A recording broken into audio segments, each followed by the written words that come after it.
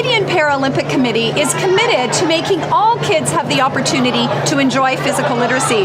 So I'm really excited to be sitting next to Amber Muir, who is an education consultant with the committee here at the Ontario Physical Literacy Summit.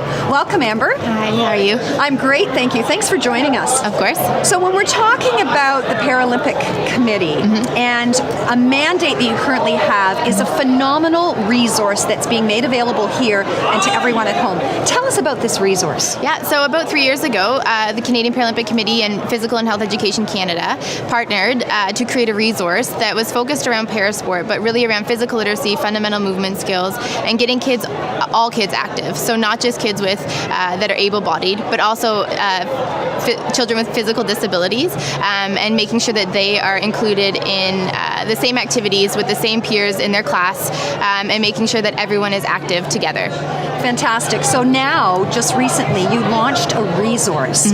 Tell us about this resource, because I know that it's meant for teachers. Yeah. However, healthcare professionals like myself can also benefit from it. What's the resource? Yeah, so the resource is called the Canadian Paralympic Fundamentals Physical Literacy Resource. It's a little bit of a tongue twister. Yes.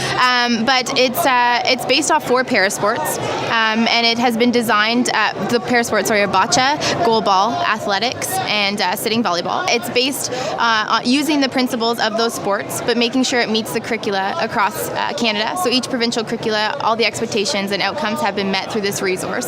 But then, like you mentioned, it can be used for coaches, recreational leaders, for therapists, because it's been developed in such a way that it's diverse and that it's meant to be able to be modified. So if you pick up the resource and you look at the abilities of your kids, it's meant to be able to be used in a way that you can empower every child that is in that room, so that they too can benefit from the fundamental movement skills and what that does to their health.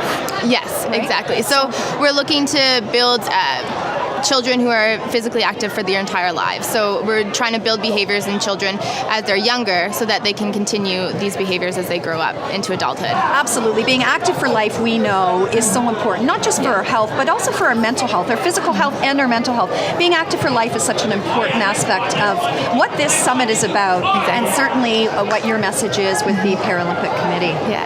So if we have any questions, where can everyone at home go to get those questions answered?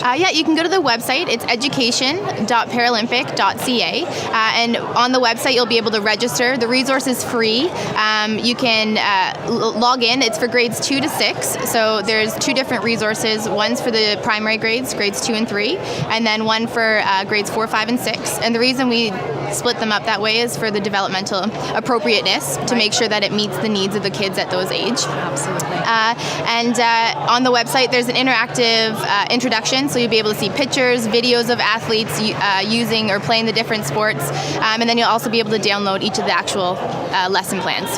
Fantastic. Well, thank you so much for sharing this great information with us, and of course being able to allow us here at Wow Living TV get it out to everyone at home to make a difference in their well-being. Thanks for joining us. Well, thank you. And of course, as a therapist and an owner of a clinic, I can't wait to check out this resource. And if you're here at the summit, drop by their table, because you can register here, but make sure you click on the link so that you can do it at home too.